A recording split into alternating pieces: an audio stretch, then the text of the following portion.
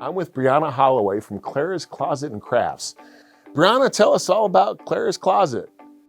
Clara's Closet and Crafts is my side hustle turned into a small business. I offer a variety of things in here, from affordable thrift to hand-picked by me vintage pieces. And I have everything from kids' clothes to petite, plus size, and men's. I also offer handmade body products. Those are handmade by me. And so the mission of Clara's Closet and Crafts is I want to give back to the community that I live in and I serve.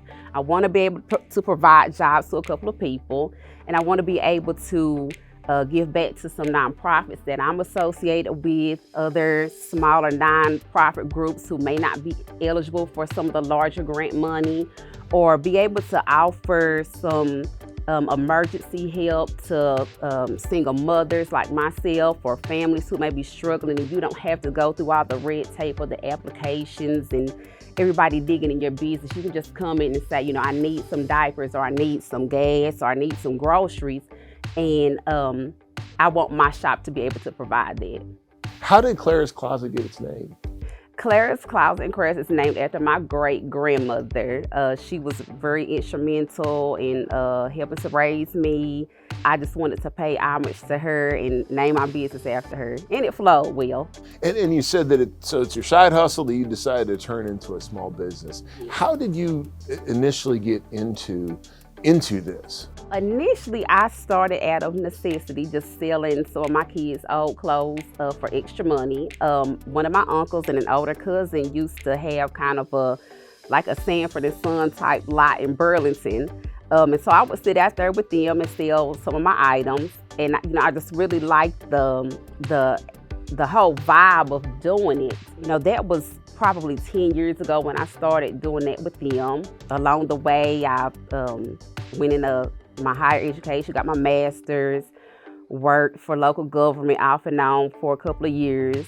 I started to grow to the point I was getting too much stuff in my house. So I had to either get a storage unit or get a business.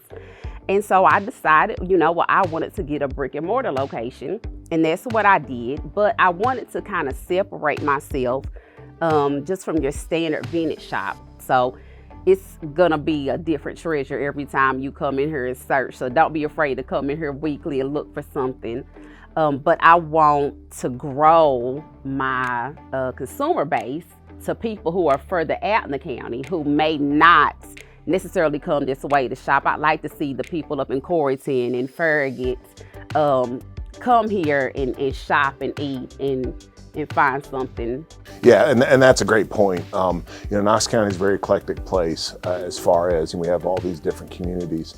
And over here in East Knoxville, there's some really cool stuff. So I'm with you. I encourage people to come over and check out the restaurants and the shops and some of the things that are over here that you might not know about if you don't live here. I have one last question for you. You have some really unique items in the shop, but you think you can find these in my size? I'll definitely try. All right. Well, Breyauna, thank you so much. Continued success and good luck. And thank you for making a difference in your community. Thank you all for being here. I appreciate it.